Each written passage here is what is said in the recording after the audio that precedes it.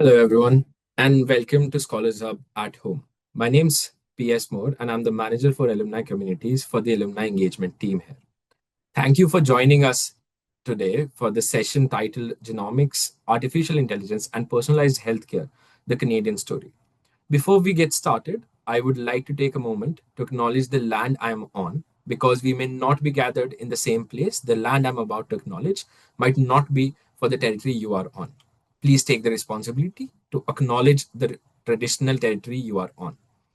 As a member of York University community, I recognize that many Indigenous nations have long-standing relationships with the territories upon which York University campuses are located that precede the establishment of York University. York University acknowledges its presence on traditional territory of many indigenous nations. The area, known as Takaranto, has been taken care by the Anishinaabeg Nation, the Haudenosaunee Confederacy, and the Huron-Wendat. It is now home to many First Nations, Inuit, and Métis communities. We acknowledge the current treaty holders, the Mississaugas of Credit First Nation. This territory is subject of the Dish with One Spoon Wampum Belt Covenant, an agreement to peaceably share and care for the Great Lakes region. Now, we would like to conduct a quick poll before the session begins. The question is, how would you rate your knowledge regarding the topic of today's presentation? The poll should pop up on your screen right now. I'll give everyone a moment to respond. Thank you for your responses. This helps our speaker learn more about our audience. If you need help with Zoom webinar, feel free to click on the Q&A button at the bottom of your screen and enter your question. Our team is ready to help you. That same button may be used to submit questions for our guest speaker to answer during the Q&A period. You may enter questions at any time during the presentation. Please note that all your questions and comments are visible to our panelists and staff working behind the screens. We ask that you keep your comments relevant and respectful. Now, I would like to introduce today's speaker, Professor Ian Stedman. Ian Stedman holds the York University Research Chair in Law, Policy, and Personalized Healthcare. His work is informed by his personal experience as a person who lives with a rare genetic disease. His perspective guides his research into technologies and policies that are pushing us towards greater personalization in healthcare. Welcome, Professor Stedman. Thank you. I can be heard now? Yes, you are. You can share your presentation, and I'll be back for the Q&A. Thank you. Okay, thank you all for being here. Very much appreciated taking the time out of your day. If you're in the GTA, there's snow outside, so it's rather be indoors than outdoors. I'm used to talking for 3 straight hours as a professor at York, so they've only given me 20 to 30 minutes ish. So we'll do our best to squeeze as much in as we can, and then hopefully we'll have some time at the end for a good Q&A. There's lots to talk about though, so I am going to jump right in. The first thing I want to do is to give you a sense of where we're headed today. So here's a breakdown. I want you to know why I care about this topic. Don't worry, this part will make sense as we carry on. But then I'm going to breeze very quickly through a few things. We'll talk about the stress on our healthcare system. Then we'll talk about what language is increasingly being used to describe what a better system might look like. We'll talk about why that language is being used more. And as you can imagine, it's because of the emergence of new technologies. And then we'll get into the little annoying details about what is needed to fix the system. And we'll talk at that point about data for a bit. Importantly, though, we'll talk about who's in charge of data, what data infrastructure exists, and where and why. And then we'll get into the nitty gritty of what is actually happening now, which I imagine is what many of you have come to hear a little bit more about. I saw the distribution of engagement with this topic is about 50-50, some who are somewhat informed and others who are not well informed at all. I'll try to be as accessible as possible, but if I do breeze past something or if I use an acronym and I didn't catch myself, please make a note of it in the chat, in the Q&A. I'll come back to it and I'll fix it. So I'll do my absolute best. And then finally, we'll end the presentation by pretending that I have a crystal ball and we'll try to piece together where we think this is all headed. When government acts, there must be a cohesive master plan. I'm sure we all agree on that, right? So let's hope we can figure out what that is, and that's kind of how we'll end. So So let's talk a little bit about me. You know, the introduction said something about my background, but right here on the page in front of you, and don't worry, you shouldn't be able to read this, is 18 pages of the over 80 pages of absolute chicken scratch of medical records that I have about me that my family doctor recorded by the time I turned 18. Okay, so this is just a small cross section of that massive pile of papers that I have. I have all this because I was born sick, right? I grew up sick, and if you've looked me up before coming to this talk, you'll know something about me, which is that I never got answers. Again, you can't read this slide, but if you could, what you'd see is that recurring throughout my youth is a bunch of symptoms. A rash that covers my body, red eyes, joint pain and swelling, fevers, migraine headaches that sometimes happen when the weather changes, like it is right now. And in my 20s, I was actually diagnosed with hearing loss. So I have partial hearing loss in one of my ears. And for those of you at home wondering, I have not figured out how to reverse it yet. So I'm stuck now with hearing loss, which is, you know, good to know that I have it rather than not know and wonder why I can't hear anything. But the point of all this is to acknowledge, I think, that some people, whether they like it or not, need to use our healthcare system. And some people don't get answers. Some people just get repeat visits. I didn't get my answers until my first daughter was born in 2012. And at that time, I was already 32 years old. And that's when I was bold enough, you know, after having many advanced degrees, to start to do my own research. And you'll see from the headline here, very high-tech research. I went on Google and I searched for images of rashes. And I tried to find an image of a rash that looked like what I was looking at in the mirror. And then I kind of navigated those websites to figure out what was the diagnosis that those images were put online to represent, to show us, right? And so somehow I got myself and my daughter a referral to Sick Kids Hospital in Toronto, which I'm sure you all know of. And remember, I'm 32 at this point, and I'm getting a referral to Sick Kids. She's almost one, so she's just under 1 years old. And that's when I finally received this, our genetic diagnosis, right? And so myself, my daughter, and effectively my mother, because it's genetic, it was passed down through her, we all received the diagnosis. It's not important for today's talk necessarily, but I want to note that I grew up in Brampton, Ontario, which is 40 minutes outside of Toronto, or was 40 minutes. Now it's Toronto traffic. It's probably 2 hours, but it was 40 minutes outside Toronto, and I was never referred to Sick Kids, despite this massive pile of medical records of repeat symptoms that my doctor had in front of them. So why does my story of having a rare disease matter for today? Well, if you knew what you were looking for in my records, and you had a very simple piece of computer software with which you could run an algorithm, you would see by visit number 8, you would have an idea of what my diagnosis is, right? So 32 years, but with today's technologies, you can go back and by visit number 8, you can point out what was eating Ian Stedman. Instead, I bounced around for 32 years from doctor to doctor, from test to test, trying different medicines, taking time off school, and eventually actually needing time off work as an adult. I went 32 years undiagnosed. But what did I learn? Well, I learned in my 32 years that I had to be my own advocate, that I had to walk into every doctor's appointment, every specialist appointment, and I had to tell every single one of them over and over again what I was experiencing, who I had seen, what treatments and what tests we had tried, what worked and what didn't. It was on me to do that. Because again, remember that I have a pile of notes, but I'm not taking them everywhere with me, and nobody's going to read those things.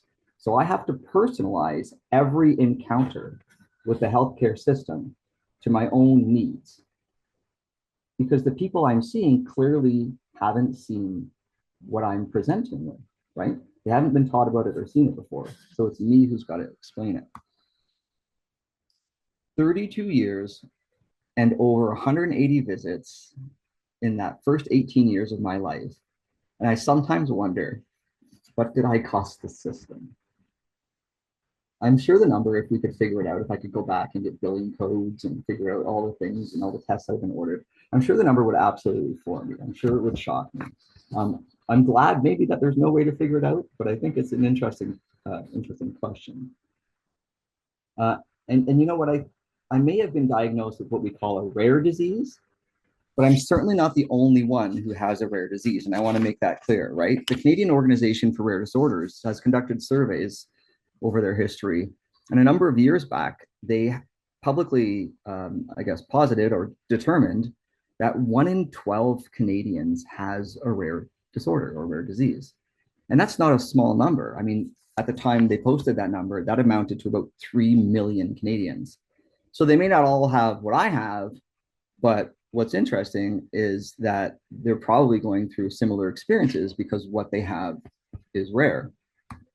The research tells us that of those, 3 million, some people are going to have a good experience, but for the most part, we have a lot of, common denominators or experiences in common.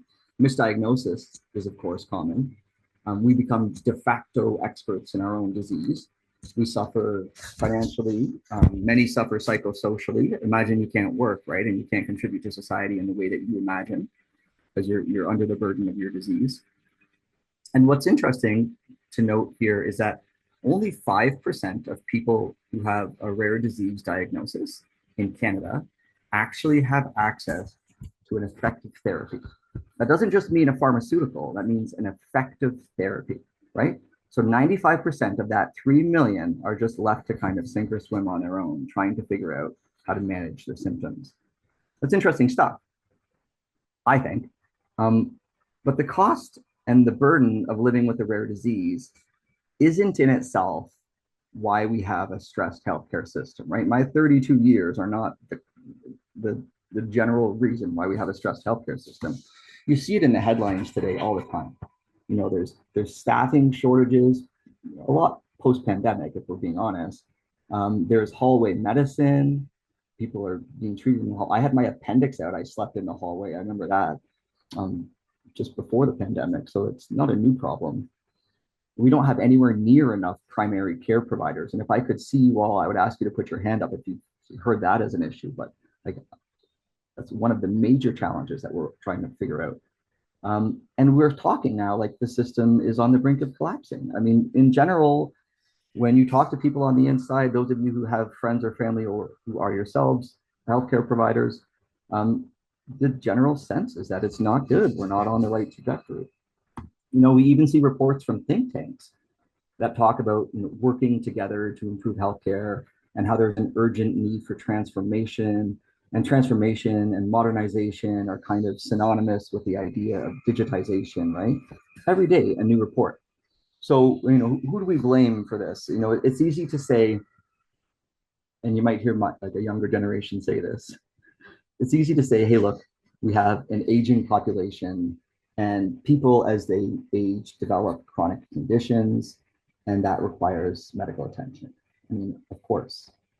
But even Andre Picard, who many of you will know as a Globe and Mail healthcare journalist, a bit of a national treasure here, he has told us in his work that blaming an aging population is too simplistic of a take, much too simplistic of a take. First, they paid into the tax system their whole lives.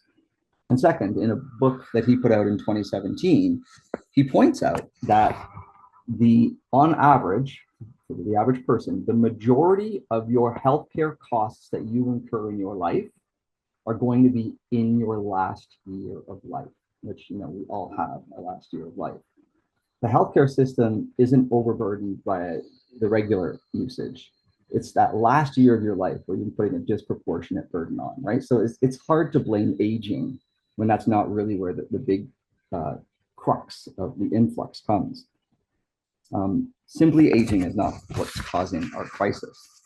Okay, so what's the secret to fixing it? Well, more money, of course. I mean, everyone wants more money. Of course, we want more money, but transformation, that key word that came out of those think tank reports, we need transformation. We want to be able to diagnose people like Ian Stedman at visit number 8.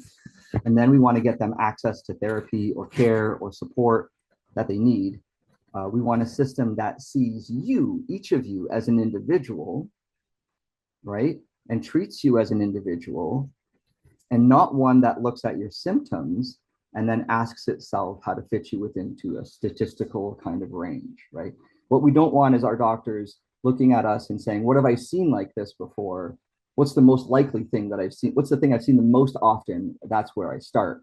You want them actually looking at the data that you present them about your health and saying, okay, what is the answer? Not what's the closest approximation that I've seen. What do you resemble? But this kind of transformation, I mean, it sounds hoiky, but it's no small task, right?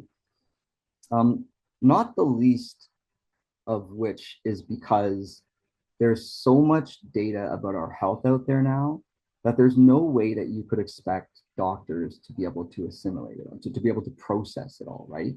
I mean, what do we want from a doctor who's going through so many years of education? The starting point is to understand common disease, right? Because that's where the majority of their patients are going, what the majority of their patients will present with.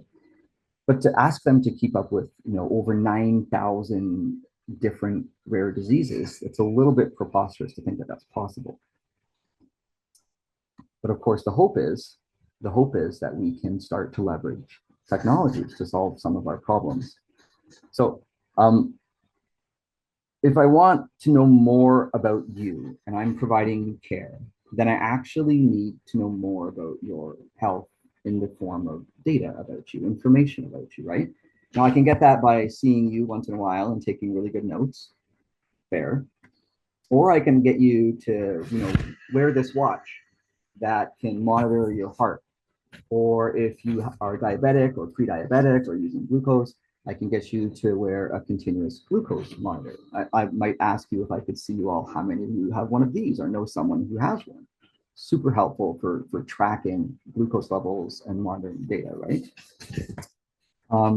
Maybe if I'm your doctor and I want more information about your health, I could do a genetic test, especially if I don't know what the problem is. And then I could plug your genetic test into a computer with a bunch of other people who have the same symptoms and their genetic tests, and I could see maybe if I could find a similarity.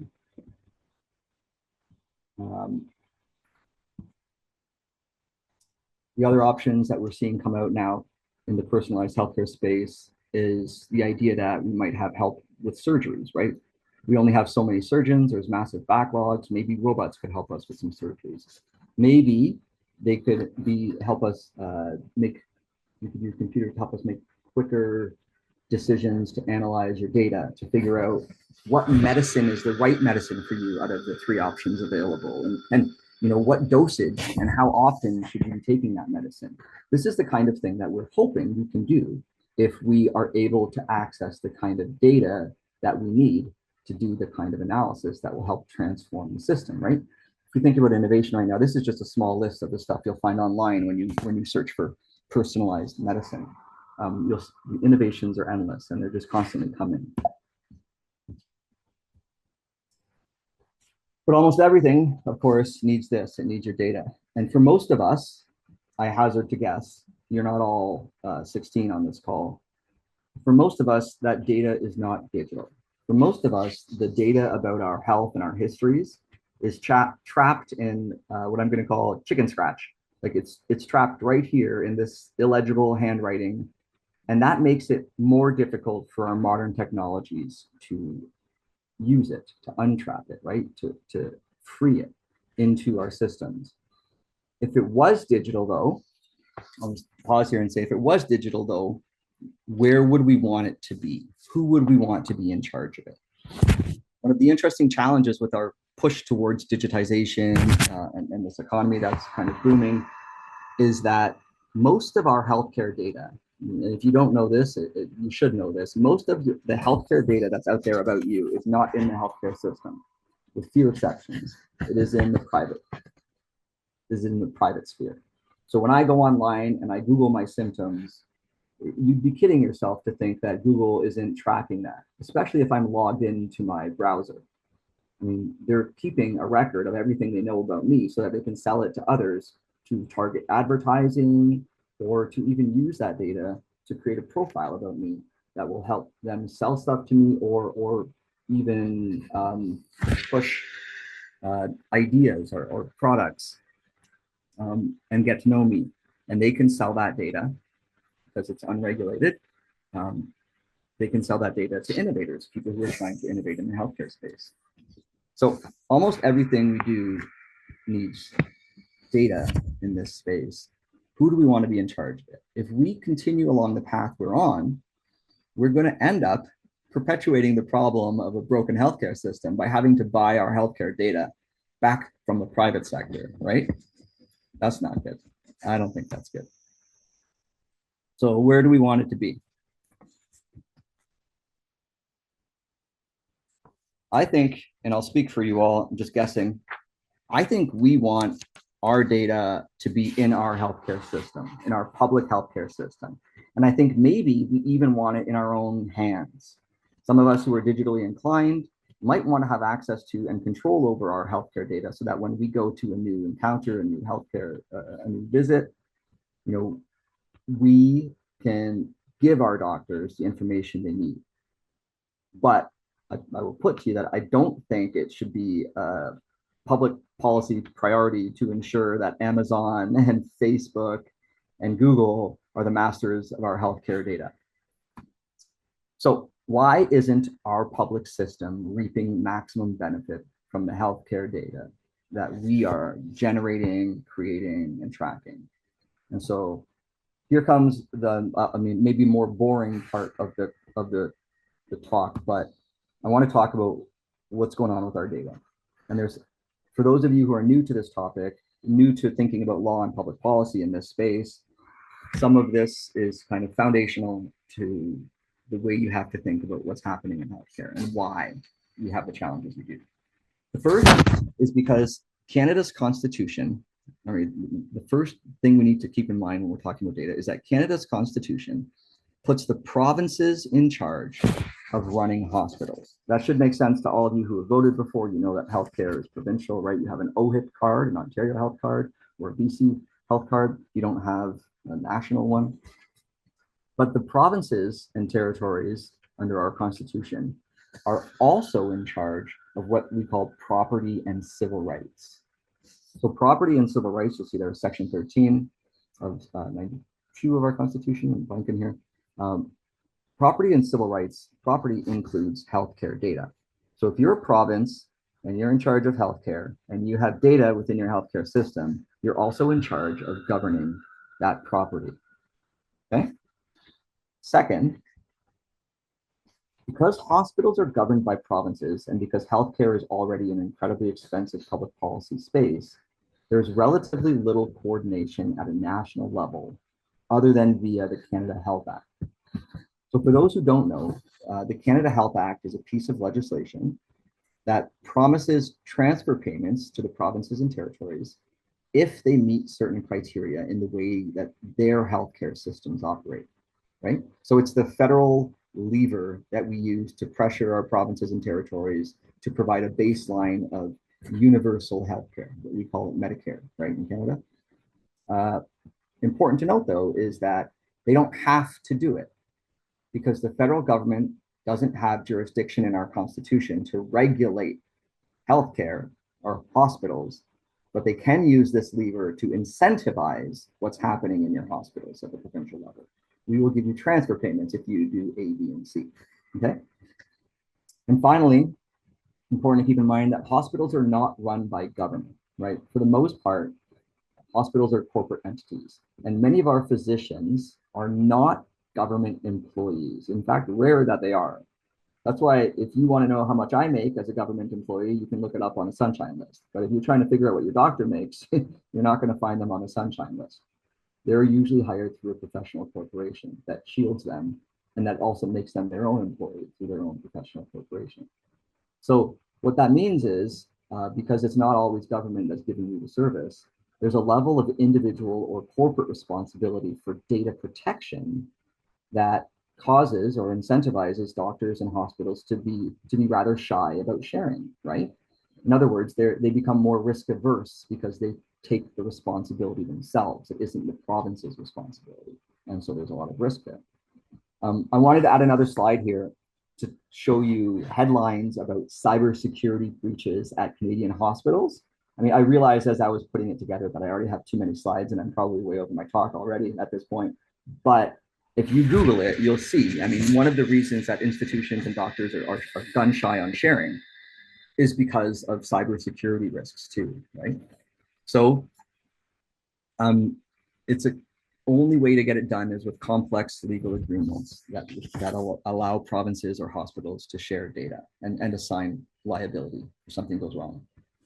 Okay, so what do we do if we want to get the provinces to cooperate? Some have argued that the Canada Health Act could be used differently to incentivize different things to drive modernization. We're starting to see some national dialogue about how to do that. But there's honestly so far been very little political will. And if you're a person who follows politics, you'll note that Carney's most recent budget, the one that barely got through, doesn't have healthcare in it at all. So it's not really at the top of the heap for political priority, at least not healthcare qua healthcare. It might be there in a defense way, but not in a healthcare kind of, not in a directly healthcare conversation. Instead, the solution has been, how do we make change happen? The solution has been to advocate, to lobby, to complain, to embarrass government in the media when something goes wrong or someone is harmed, right? All of those things, the lobbying and pressuring government. But advocating for change to put pressure on politicians is generally the one thing that gets the ball rolling in the right direction. And one community I would put to you has done this reasonably well, and that is the rare disease community. So you can see how I'm pulling back my rare disease background. And for reasons that should be apparent by now. They've been advocates for reasons that I think you can pick up on, right? They started promoting what they called their national strategy for rare diseases. It's on their website if you're curious, in 2015. So it's this broad and all-encompassing idea that the needs of rare disease patients are not just, diagnosis and care, but there's a whole continuum: community support, sustainable access to therapies, etc. But the advocacy fell on deaf ears until the federal government announced a strategy for drugs for rare diseases in 2019. So they launched this idea that they were going to have a strategy for rare diseases in 2019, and they said we'll put $1.5 billion aside for it. And then nothing really moved until 2023. So 4 years of consultation and pandemic and government changes, right? Later, we get this. This is off a government report website, this information. So I want to tell you a little bit about what has come out of this commitment, because that's really where I'm headed with my talk today, right? I want to tell you about a few of the initiatives that have emerged. And you can see on this slide, hopefully it's big enough on your end, that there are a few major national investments. One would be in a clinical trials network, so we'll talk about that. And another one, others are in data-related projects, as you can imagine, given what I've been talking about. There's a lot of money going towards figuring out our data infrastructure and ecosystem. I'm going to move quickly through these because I'm not looking at the time, but I'm guessing I'm pushing it. Some of the federal funds went to Canada's Drug Agency. We used to call it CADTH, but now we call it CDA, to fund the creation of national data registries for specific rare diseases, right? So as you'll recall, healthcare data, like data for specific rare diseases, is going to be trapped in hospitals or provincial and territorial infrastructure. But if we want to learn about a rare disease and how to treat it and how people are, fared with different treatments, we're going to be looking most of the time all across the country. There's people with a rare disease everywhere. They're not just all located in Southwestern Ontario or in any particular province. They're going to be everywhere. So if we want to do any good work on rare diseases, we have to create what I will call like a national registry. It has to be federal in nature. It has to cross boundaries. It has to cross borders. And it can't just be a smaller provincial registry. So this is a big data infrastructure project that was funded by the commitment in 2019 that rolled out in 2023. And this funding is still rolling out. I mean, there's one tranche of it out there already, one phase of it, and there's a second phase that's going out soon. The second initiative I want to tell you about is the $32 million Rare Kids Can, top right of the screen, network. So the idea here being that we want new medicine to come to Canada, right? So the data shows that new medicines often don't make their way into Canada. So we want young people who are sick to have access to new medicines, and we want them to have access via clinical trials. Why clinical trials? I mean, this would be common sense for some of you, and others, it's good to learn this, but clinical trials are the earliest possible access point, right? Medicines are often approved in other countries or elsewhere in the world before they are approved and sold here. So what that means is that we generally have a pretty vague or pretty good sense of whether or not the data shows they are safe and effective. And usually when they come to Canada, they've been approved elsewhere. So a clinical trial is necessary because Canada likes to see Canadian clinical trial data before it will approve a drug for sale here in Canada. So having better clinical trial infrastructure should incentivize companies to bring their products here because it's easier to access the patients they need. And then hopefully we can get more patients access to effective medicines earlier than they otherwise would if they had to wait until a clinical trial was done, right? So if we have greater infrastructure, we should be able to get to better care quicker. The third thing I want to talk about is the Pan-Canadian Genome Library, top left on the screen. Again, these all have websites. If you're curious to find out more, you can do a simple Google search. The federal funding agency for genetics in Canada is called the Institute of Genetics, CIHR Institute of Genetics. And it realized that it was funding researchers who wanted to sequence their patients' genomes to try to figure out, what was eating them, what was the disease that was wrong with them. But the data from those sequenced genomes was being stored and protected by the researchers so that they could continue to research off of it and publish off of it, right? So the rest of Canada would never benefit unless the researcher happens to share it, which was definitely not required. So that meant that we were throwing unfathomable amounts of money at genome sequencing that Canadians, in a broad sense, might never benefit from. So the Pan-Canadian Genome Library is a $15 million project funded by CIHR, the Institute of Genetics, to build what we're going to call a federal library of genomic data. And how do we make the provinces and the researchers contribute to it? I mean, the big eureka moment was the realization that we can make it a condition of funding that you have to contribute to it, right? So if you want money to sequence genomes, we'll give it to you, but only if you get consent to put that genome back in this federal library so that others across Canada can request access to it. Innovative, right? It circumvents these data silos by creating an incentive, like the Canada Health Act did, to getting consent to put back in. You can always sequence genome without federal funding with some other money, but if you want ours, it's going to go in the library, right? Makes sense. So this is going to be up and running within the year. It's very close right now. And again, you can look that up online. The last one I want to tell you about that might make you scratch your heads is this project called Rare Disease Administrative Data. As you can imagine, we want to know who's using our system, what patients, what kinds of health issues they have. And we want to know all of that so that we can design and adequately resource our healthcare facilities, right? So that they can provide the best possible care. We do that by writing down who we see and what diagnosis they have and what symptoms, etc. But remember how I said earlier that there are over 9,000 rare diseases? Well, guess what? In Canada, we use codes, International Classification of Disease, ICD codes, to record a diagnosis within our healthcare systems. And the ICD codes we're using only account for 500 known rare diseases. So what that means is that we don't actually know the prevalence or the burden of almost all of the rare diseases. We have no idea what their impact is on our healthcare system because our ICD codes don't account for, and they aren't up to date, accounting for all of the known rare diseases. Right? Interesting. And you might ask, so what? They're rare. Well, every year we sequence more and more people. We sequence more and more diseases, more and more tumors. And we learn what makes one person's disease different from another person's disease who may have the same diagnosis, right? So we're subdividing disease because our technologies are advancing at such a clip, right? Let me give you an example.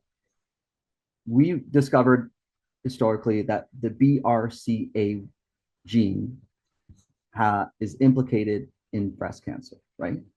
And then once we started sequencing BRCA1 like tumors from people with breast cancer, we started to subdivide BRCA. And now we have BRCA1, BRCA2, BRCA3, right? So because of our technologies, what was once common is now subdivided into increasingly rare. So we need to care about rare within our system, right? As we're progressing with our technologies, what was once common is becoming rare. And if we continue to advance, but we don't record what we're seeing, then our healthcare system will not be adequate. It will not keep up to what its needs are, right? So this project is looking to fix how we track disease within our genomic era. So further to all these projects, there's another $1.4 billion that was set aside to be distributed to all the provinces and territories that they can use to help them improve access to the drugs they already provide. But also they can spend some of it on genetic testing and on the infrastructure needed around sequencing, right? They can help people get to diagnosis earlier and hopefully before they turn 32. And they can even spend it on the infrastructure costs that they need. So that's part of that major project that's building out the system, right? So let me put this to you as we're wrapping up, right? If you build a healthcare system that is designed to care for those who have rare diseases, it should necessarily work just as well for those with common diseases, right? You don't lose out if you have a common disease because the system is built for rare. In fact, it does a better job at common because it's looking at the individual and not just throwing everything into the statistical aggregation, right? So on top of these, we have other initiatives, at the federal level around building trust around health data, super important given what we know about, cybersecurity and privacy. And we have inventories of health inequality. So trying to understand what our data is telling us about what people are experiencing and how we can improve it. All right. Very quickly, because I haven't talked about AI, I want you all to know what's happening in the world of artificial intelligence, right? If we're going to be so data hungry, we need some way to analyze it. And surely having that much data won't make any sense if we can't understand what it's telling us. AI is already being used in healthcare settings in a number of ways, right? For diagnosing disease, for making decisions about who to prioritize, for example, in emergency departments, triage, for scheduling staff, for treatment planning. It's really starting to emerge. But the caveat is it's only emerging in some places. Hopefully we can come back to that in the Q&A. And it does come, as you've all seen, and if you've read about AI, it does come with some risks, right? For example, if we use the wrong data to make predictions about the wrong people, then the decisions we make based on that data may not be appropriate for those people, and they could cause harm. And if we share all of our data all of the time, there's a risk we get a little overzealous and over-reliant on computers, and that care takes a hit, the interpersonal care takes a hit as a result. But there's also lots of concerns, about privacy and cybersecurity. And what happens if the data gets in the wrong hands? What happens if my employer finds out, right, that I have a genetic disease and I'm going to cost them money for their insurance plan, right? And the last thing I want to say is integration of AI is not straightforward. It's not just like you take a phone and put it in the office. Like it disrupts the flow in a hospital setting or in a healthcare setting. And you have to realize and you have to plan for that disruption and make sure people are adequately trained to understand how to use these things. And what's also interesting is that most AI in Canada remains unregulated. So this page is a regulation that tells us that Health Canada only regulates a medical device like AI if it's being sold or transferred or licensed, right? So that means that if it's not being sold, like if it's being built at sick kids and used at sick kids, for example, or any hospital, and never leaves that hospital, then it is not subject to regulation. So we have a clear gap. And a big takeaway for me in a lot of the work that I do is what does that mean? We have a massive unregulated AI arc ahead of us, where most of our AI is being developed in spaces where the Health Canada can't get its hands on it, and it's not regulated. It's an interesting gap that we need to figure out something in. All right, so definitely have to wrap up now. Where are we headed? Well, we know we need to collect and share not just more data, but more accurate data across the country. And we know that it can't be locked in local silos anymore. Whether that is patient data or system use data, it's no good for us if we're not learning from it and using it to make better decisions. We also know that sharing our data can spur innovation if done right. But we need to build the infrastructure so that the innovators face fewer roadblocks, which is why we have funded through this rare disease initiative, clinical trials network like Rare Kids Can and the Genome Library, right? Each of these projects is a building block that will help us get to a future where the barriers to cooperation and the reluctance to share are hopefully lessened because everyone sees the value in the shared infrastructure that we're building and what it can bring to them. So not only to help manage the system and its costs, but imagine how much less I would have cost all of you, to be frank, if I was actually diagnosed at visit number 8, right? But also, we need to do this to simply help improve patient outcomes so that we can have a healthier and more prosperous population. And finally, the thing I don't have an answer for is that we need more provincial and territorial coordination. My hope is that by doing these talks and talking to all of you who've joined us today about the challenge of coordination, that people like yourselves will now become informed and will take it upon yourselves to bring this with you, this information with you, or these ideas with you, the next time you go out to the ballot box to vote in an election. The things that matter to you, the more informed you are, the more you can understand what's being promised to you and what you maybe might want to value in those who you vote for. And I'll stop there. Thank you all for your time and attention. Thank you so much, Professor Stedman. It was a very interesting talk, to be really frank. I never thought of it the way it was brought up. Let's take some questions, and you can stop sharing the screen now. We already have few coming in, Yeah. so I'll just Yeah. jump in straight up. The first one is from Danielle, which is why Daniela, not yeah. use the UK model if automatically taken? DNA tests could be far less expensive and data storage regulated. It goes on to say every baby born in UK is set to have the DNA mapped within a decade to predict and prevent diseases. Under the plan due to be unveiled in the 10-year next month, all newborns will undergo the same. Do you think something like this would work for Canada, or should it be considered? Yes. So Danielle, wonderful question, wonderful observation. We look to Europe all the time to figure out what we need to do better. The UK did the 1 million genomes project, long before anyone else. And so they really started down this road of building genomics into their healthcare infrastructure. Absolutely, this is a great question. This is a great observation. And the Pan-Canadian Genome Library is in part a recognition that we need to catch up. Because if we don't have a national resource, then we can't contribute to a global economy on genomics and genetic innovation.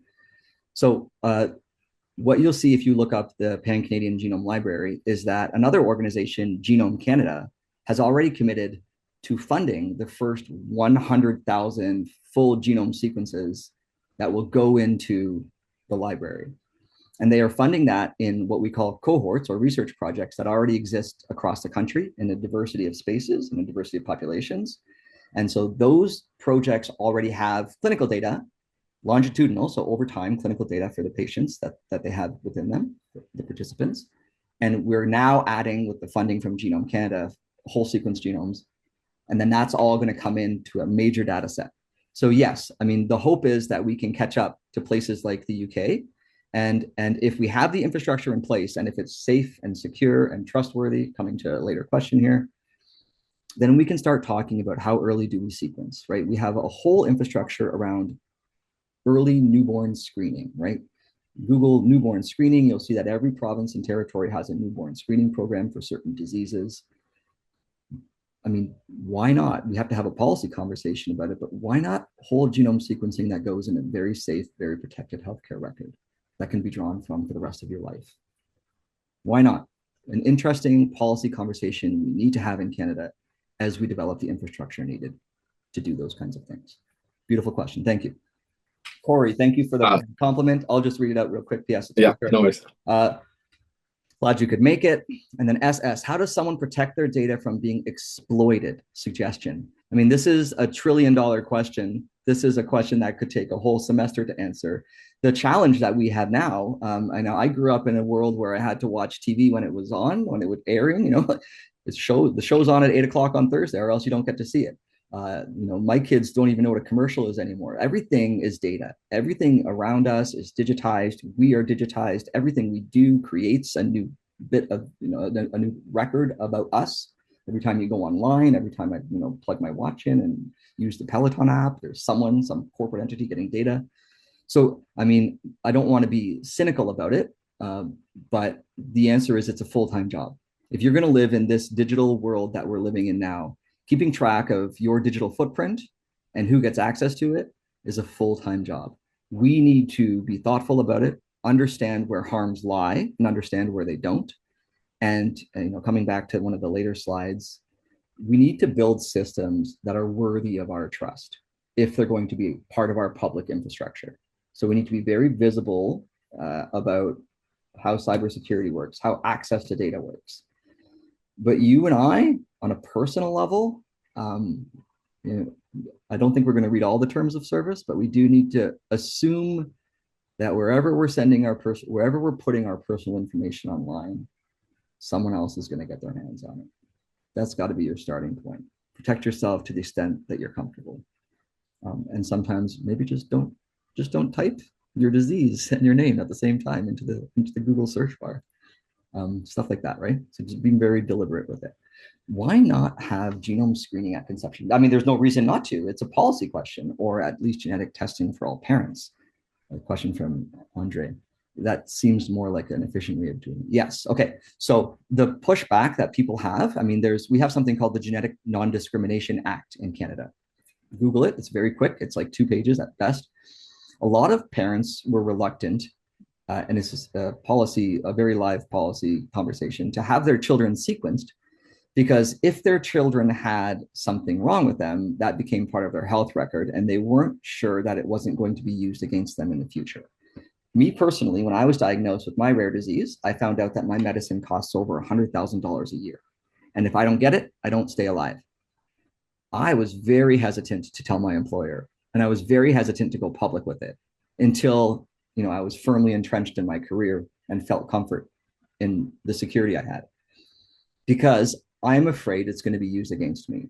If I go for a job interview in the private sector and you want to hire me, but then you realize it's going to double what I cost you to pay for my medicine to keep me alive to come to work tomorrow, you're not going to tell me why I don't get hired, but you're going to have information that I don't want you to have, right? So this is one of the reasons people push back on genetic testing, is because they're afraid. And I think that's what we need to do. We need to build the infrastructure to help overcome the fear.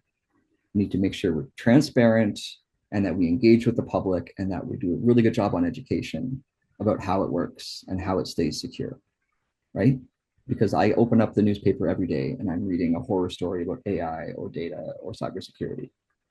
We have to overcome that. And that will take massive provincial, territorial, and federal coordination and real prioritization of the cost of doing business in this space, right?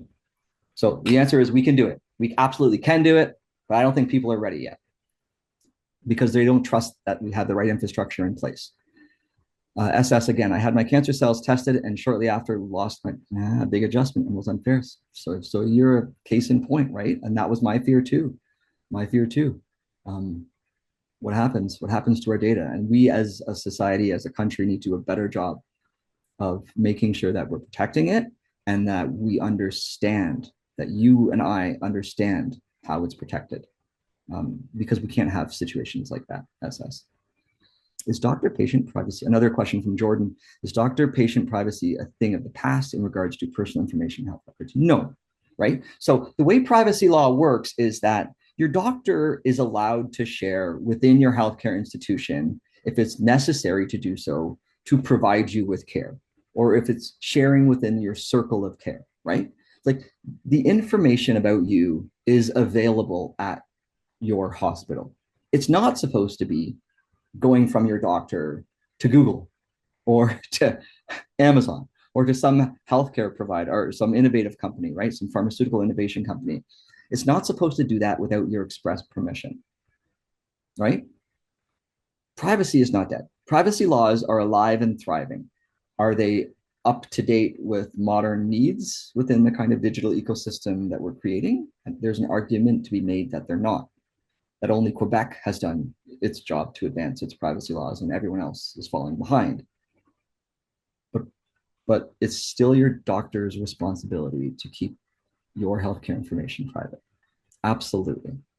And maybe that was a tongue-in-cheek question because of how the world is working now and how we're datafying everything. But yeah, privacy still matters. Should rare disease medications be covered provincially instead of group health? Okay. As a short-term measure to overcome bias in hiring. Danielle asks if rare disease medicine should be covered provincially. We do have a lot of them covered provincially, and part of the $1.4 billion at the federal level was to try to improve access at the provincial level to rare disease medicines. The real challenge, Danielle, if I'm being blunt, is that only 5% of rare diseases have an effective therapy available for them. And so only 5% of us with a rare disease going through the challenges like I might have, or like I did, will have any hope in access to something. So we lobby, we vote, we get out there and we talk about these things. But at the end of the day, wouldn't it be amazing if everyone who needed access to medicine to live a good quality of life had that access? I agree with you. And that's one of the things we need to keep in mind when we decide who we're voting for in our elections. With that, thank you all for your attendance at the webinar. I very much appreciate you taking the time out of your day. Thank you everyone for engaging with these wonderful questions. I don't necessarily have to jump off right away, but our time is at an end. So if anyone has the inclination to reach out, feel free to do so. You can find me online. If not, thank you again, and please come to the next session put on by York. Much appreciated. Thank you so much, Professor. Thank you for being with us today. And you're welcome to now turn off your video. For our audience, a recording of this video will be posted on our YouTube channel. Please see the link in the chat. We have one last poll for everyone before you leave. How would you rate your knowledge of today's topic following this discussion? It should pop up on your screen right now. Scholars Hub at Home will be back on Wednesday, February 4th, titled Owning Your Voice, Self-Advocacy, Imposter Syndrome, and the Growth Mindset Advantage. It will be hosted by Dr. Minerva Cerny, Director of Schulich Center of Career Design. Please check our website for more information on this and other exciting events. We look forward to seeing you again. Thank you and be well.